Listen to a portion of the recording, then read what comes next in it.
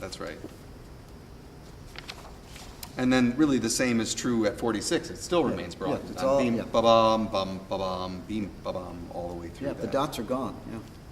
They are. And then at 40, at measure 50, when it begins this horn entrance, as you alluded to earlier, that's really challenging for the horn player to come in on the end of one there, and the flute player never wants to feel secure coming in the end of three. So from a conducting standpoint, I think it's really important that A, you sort of drill that, you make sure that everybody's completely comfortable with that, and B, that you're really clear from a conducting standpoint to make sure that beat 1 and beat 3 are really well known to both the horn player and the flute player, because that's a mess sometimes. And I didn't cue it. Maybe Right. maybe if I had written this piece now, knowing what I know, I might have cued that in the first trumpet, because that's pretty, that's pretty easy range for the first trumpet, just as a backup. So if you don't happen to have a horn player, That can, or don't happen to have a horn player who can play really well with a mute, you might consider substituting in the trumpet. first. Absolutely. Yeah. And then as we progress now to 55, I think very similar to that other big block section before, which is one of the challenges now, really listening and balancing this horizontal tritone, this vertical rather, tritone sounds that again don't necessarily fall easily in our ears, particularly with band music. Yep. This is very unique. And then what have you found at 59 as we get into this chamber music section? Well, because it's soloists, suddenly there's personal responsibility that plays a factor in this section, rather than you can sit back and be a member of the group. Now there are these individuals who have to carry the ball. And I think that's a good thing, of course. Absolutely. But that's the challenge in this section, is confidence and soloistic playing and a kind of chamber-like environment that you're trying to create as well. All of those factors come to play here. And I find that when I've done it before, in this environment, when there's only 4 people playing, it's incredibly important that they all articulate the same way, that they're all speaking the same language. And so one of the things that I've done is just said, okay, all of you play this together. Let's just play it all together and figure out where those articulations are and where the accents are, and listen to one another play it so that we can match exactly one another's style. And that seems to be successful. And then they're able to go off on their own and play it in, as I say, chasing each other. I think that's a very good way to do this, because it reinforces the fact that they're playing the same music, just at different times.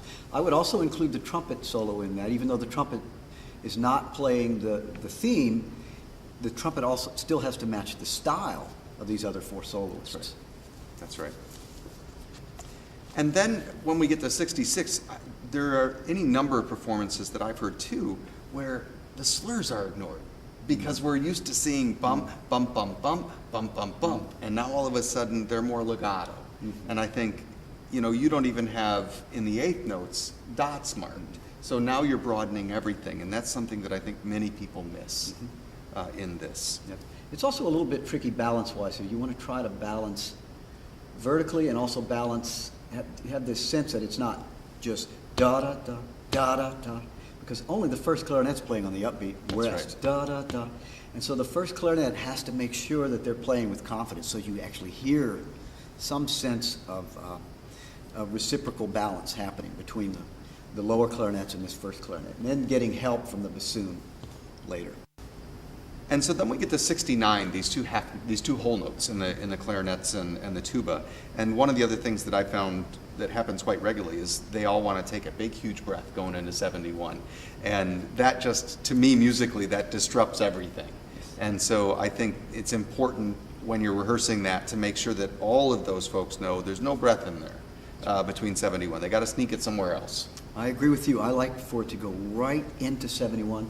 Then the clarinet players can catch a breath at one of their 8th rests, 71, 72, somewhere in there. Absolutely. And then we get, of course, to 71, which is now the legato theme. And this is a really nice contrast to what we've had before. And one of the things that I found is some of the performances that I've heard make this too legato. and we don't get the real definition of the articulation. So for me, I think beat 2 of 72, beat 2 of 73, and beat 1 of 74 deserve just a little bit more articulation and a little more emphasis on that note, so that we understand where the slurs and the tongues are. Yeah, I'm all for that, because they're answering the bass line. The bass line's on the downbeat, and then they answer that on beat 2, and so you can do a little bit to that. 1, pa-da-da, pa-da-da, just a little bit. I wouldn't want a hard tongue, but just a tenuto, a little tiny hint of a tenuto, I think is a good thing, because it enhances that sense of dialogue between the lyrical theme and the bass line. Yeah, and in rehearsal, I often refer to that as an emphasis. Emphasize that note a little bit more, because of course the moment you say, I want you to either put an accent or something on there, then you're going to get the wrong sound. But certainly it just has to have that bit more of emphasis to it. And then we move to 73 now, or 83 rather, and we have 2 markings that help to get us a little more oriented in 83 with the trombones, euphonium, and really the toms. You say crisp and distinct. And there's dots over those, so you want those short. But yet we don't have real accents yet, correct? We're going to build our way into that. Right, we don't. However, when I conduct this, I often will put an accent on the last note of 84 in the trombones and euphoniums, because that note will get lost if they don't do something. So, yeah, dum ba dum, bum bum ba dum. Just a little bit of an accent there on those upbeats.